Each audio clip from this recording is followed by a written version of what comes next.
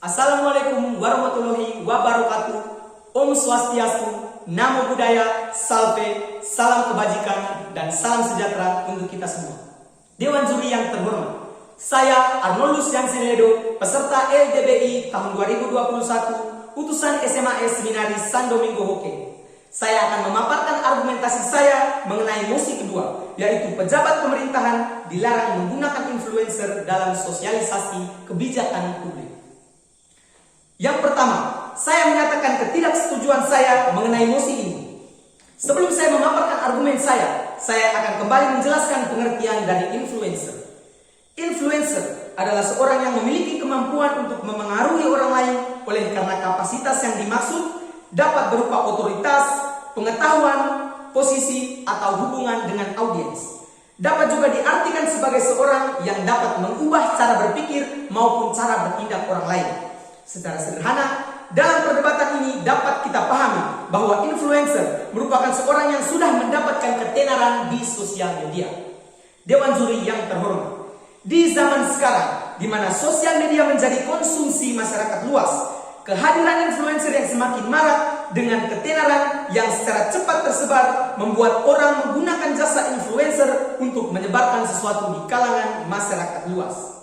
Hal ini sangat memungkinkan terjadi karena influencer sudah mendapat ketenaran di sosial media yang menjadi konsumsi masyarakat luas dan dapat dengan mudahnya menarik massa atau penonton karena kemudahan akses internet yang baik di masa sekarang. Karena setiap orang tentu tidak terpisahkan dengan segala kegiatan yang berhubungan dengan internet. Apalagi pengaruh dan ketenaran seorang influencer dapat sangat membantu dalam kemudahan mendapat penonton yang banyak sehingga segala yang ingin disebarkan dapat disebarkan dengan mudah. Salah satu contohnya adalah penyebaran atau sosialisasi kebijakan publik melalui para influencer.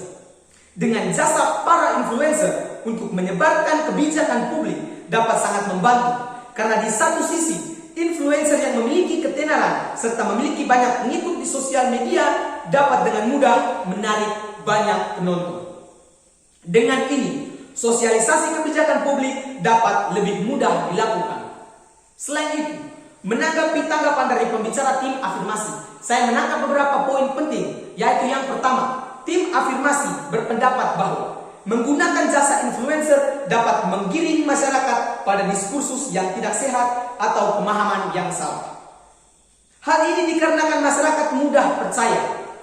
Dampak positif yang bisa kita ambil adalah masyarakat mudah percaya sehingga influencer dapat dengan mudah mentransfer kebijakan publik.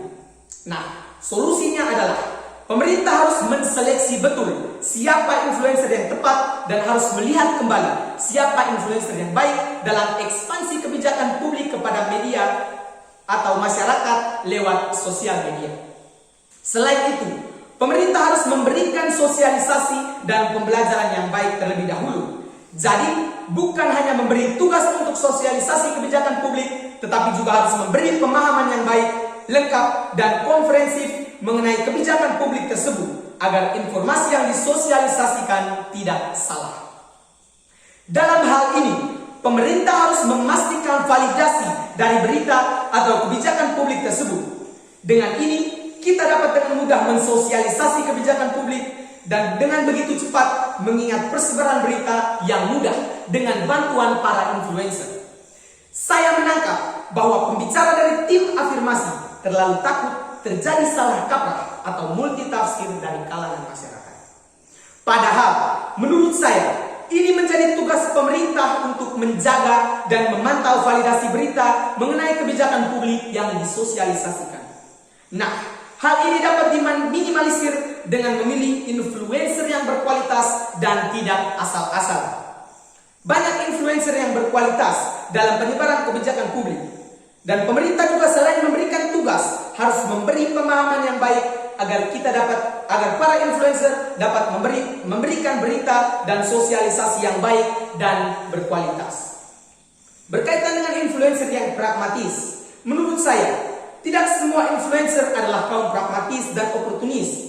Kita tidak boleh menjustifikasi secara subjektif, tetapi kita harus memilih dan memilah dengan baik siapa influencer yang tepat dalam sosialisasi kebijakan masyarakat. Yang berikut, saya menangkap pendapat dari pembicara tim afirmasi bahwa apabila kita memakai orang yang ahli, maka ia akan memberikan penyampaian yang baik. Menurut saya, kita juga tidak bisa memastikan bahwa para ahli dapat menarik banyak penonton. Karena kita tahu sendiri bahwa ketenaran para ahli berbeda dengan ketenaran para influencer. Sehingga para influencer dapat lebih mudah dan lebih gampang mencari penonton atau audiens dari sosialisasi tersebut dibandingkan dengan para ahli. Karena walaupun para ahli memberi penyampaian yang baik, tetapi penyampaian dari para ahli tersebut tidak dapat menarik para penonton semudah dengan penyampaian yang diberikan oleh para influencer. Karena hal ini dapat kita ketahui karena para influencer memiliki ketenaran yang jauh berbeda dari para ahli. Yang berikut berkaitan dengan pemerintah yang tidak bertanggung jawab. Menurut saya, pemerintah memilih influencer untuk sosialisasi kebijakan publik bukan berarti pemerintah tidak bertanggung jawab terhadap tugasnya, tetapi pemerintah menjalankan tugas secara dinamis atau mengikuti segala perkembangan teknologi. Karena di zaman sekarang segala kegiatan masyarakat berhubungan dengan teknologi. Dari sini sosialisasi kebijakan publik dapat kita lakukan dengan lebih mudah apabila dengan influencer.